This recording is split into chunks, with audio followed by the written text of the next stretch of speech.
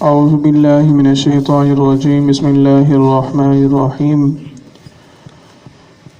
والذین کذبوا بآیاتنا سنستدرجهم من حیث لا یعلمون، اور وہ جنہوں نے ہماری آیتیں جھٹلائیں بہت جلد ہم انہیں آہستہ آہستہ انداز میں عذاب کی طرف لے جائیں گے جہاں سے انہیں خبر بھی نہیں ہوگی۔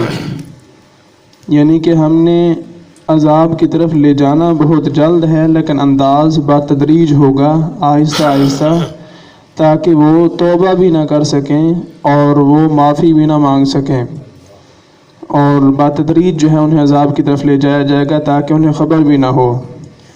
وَأُمْلِي لَهُمْ إِنَّ كَيْدِي مَتِينٌ، اور میں انہیں ڈھیل دوں گا ان کی عمریں دراز کر کے۔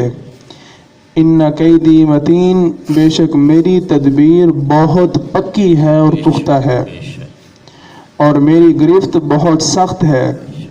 اولم یتفکروا ما بصاحبہم من جنہ، کیا سوچتے نہیں، غور و فکر نہیں کرتے، توجہ نہیں کرتے کہ ان کے صاحب کو جنون بالکل بھی نہیں ہے، جنون کا کوئی تعلق ہی نہیں ہے۔ ان ہوا الا نذیر مبین، وہ تو صاف اور واضح انداز میں ڈر سنانے والے ہیں۔ شان نزول کے بارے میں فرماتے ہیں کہ جب نبی کریم صلی اللہ تعالی علیہ وآلہ وسلم نے کوہ صفا پر چڑھ کر رات کے وقت قبیلہ قبیلہ کو پکارا اور فرمایا کہ میں تمہیں عذاب الہی سے ڈرانے والا ہوں، اور آپ نے انہیں اللہ کا خوف دلایا اور پیش آنے والے حادثات کا ذکر کیا، تو ان میں سے کسی نے آپ کی طرف جنون کی نسبت کی۔ اس پر یہ آیت کریمہ نازل ہوئی اور فرمایا گیا کہ انہوں نے فکر اور تأمل سے کام نہ لیا، توجہ نہ کی، اور عاقبت اندیشی اور دور بینی بالکل بالائے طاق رکھ دی، اور یہ دیکھ کر کہ سید الانبیاء صلی اللہ تعالی علیہ وآلہ وسلم اقوال اور افعال میں ان کے مخالف ہیں، اور دنیا اور اس کی لذتوں سے آپ نے منہ پھیر لیا ہے، آخرت کی طرف متوجہ ہیں اور اللہ تعالیٰ کی طرف دعوت دیتے ہیں اور اس کا خوف دلانے میں شب و روز مشغول ہیں، ان لوگوں نے آپ کی طرف جنون کی نسبت کر دی۔ یہ ان کی غلطی ہے کہ اگر معاذ اللہ ایسا معاملہ ہوتا تو آپ کے قول و فعل میں تضاد ہوتا، آپ کے افعال میں تضاد ہوتا، جبکہ آپ کے اقوال میں بھی کوئی تضاد نہیں ہے، آپ کے اقوال اور افعال میں بھی کوئی تضاد نہیں ہے، تو لہٰذا یہ ان کا کہنا بالکل جھوٹ ہے اور بے بنیاد ہے، اور بغیر غور و فکر کیے انہوں نے یہ بات کی ہے۔ اولم ينظروا في ملكوت السماوات والارض وما خلق الله من شيء وان عسى ان يكون قد اقترب اجلهم۔ یہ جو پچھلا مضمون سن چکے ہیں، اس میں سید الانبیاء صلی اللہ تعالی علیہ وآلہ وسلم کی شان کا اظہار ہے کہ آپ دیکھیں تو صحیح کہ اگر کوئی بندہ حضور کے خلاف بات کرتا ہے تو اللہ اس کا جواب دیتا ہے۔ یہ امام الانبیاء کی شان ہے کہ اگر کسی نے آپ کی طرف جنون کی نسبت کر بھی دی ہے تو یہ نہیں کہ حضور خود جواب دیں یا صحابہ جواب دیں، نہیں، اللہ اتنا غیرت والا ہے کہ وہ اپنے حبیب کی توہین تو برداشت کرتا ہی نہیں ہے۔ اگر کسی نے ایسا کیا ہے تو اللہ نے باقاعدہ قرآن کی آیات نازل کر کے ان کا رد کیا ہے اور کہا ہے کہ تمہیں تو عقل ہی نہیں ہے، تم نے غور و فکر ہی نہیں کیا، کچھ سمجھ ہی حاصل نہیں کی، اور بغیر سوچے سمجھے جو ہے وہ تم نے ایسی باتیں کر ڈالی ہیں۔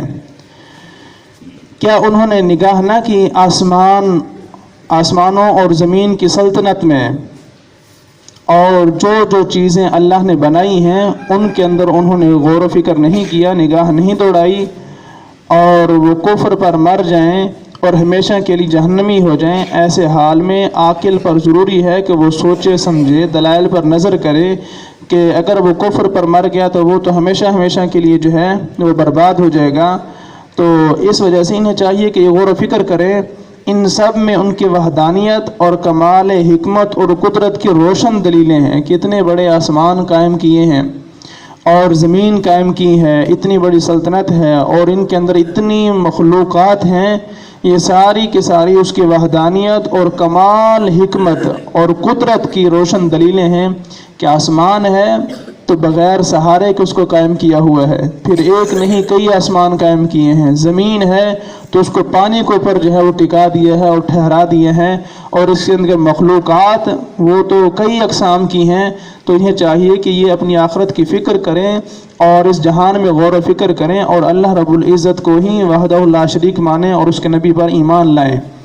وَأَنْ عَسَىٰ أَنْ يَكُونَ قَدِ اقْتَرَبَ أَجَلُهُمْ، اور یہ کہ شاید ان کا وعدہ نزدیک آ گیا ہو.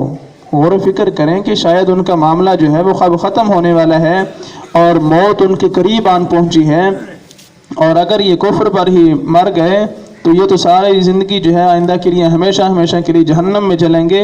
تو اس وجہ سے انہیں چاہیے کہ یہ اپنی آخرت کی فکر کریں اور موت کا وقت تو قریب آ چکا ہے. فَبِأَيِّ حَدِيثٍ بَعْدَهُ يُؤْمِنُونَ، تو اس کے بعد اور کون سی بات پر یقین لائیں گے؟ یعنی قرآن پاک کے بعد اور کوئی کتاب اور سید عالم صلی اللہ تعالی علیہ وسلم کے بعد اور کوئی رسول آنے والا نہیں جس کا انتظار ہو، کیونکہ آپ خاتم الانبیاء ہیں اور آپ پر نبوت کا سلسلہ جو ہے وہ ختم ہو چکا ہے. تو لہٰذا اب کسی اور چیز کی انتظار کی ضرورت نہیں ہے. جس چیز کا انتظار کیا جا رہا تھا وہ حضور ہی ہیں. حضور تشریف لا چکے، اب نبوت اور رسالت کا دروازہ بند ہے اور کسی کتاب کی ضرورت نہیں ہے. قرآن کافی ہے. اللہ نے اپنا قرآن نازل کر دیا، اب آئندہ کوئی کتاب جو ہے وہ نازل نہیں کی جائے گی اور یہ آخری کتاب ہے. مَن يُضْلِلِ اللَّهُ فَلَا هَادِيَ لَهُ، مؤثر حقیقی اللہ رب العزت ہی ہے. جسے اللہ گمراہ کرے اسے کوئی راہ دکھانے والا نہیں ہے. اور وَيَذَرُهُمْ فِي طُغْيَانِهِمْ يَعْمَهُونَ، اور انہیں چھوڑتا ہے کہ اپنی سرکشی میں بھٹکا کریں.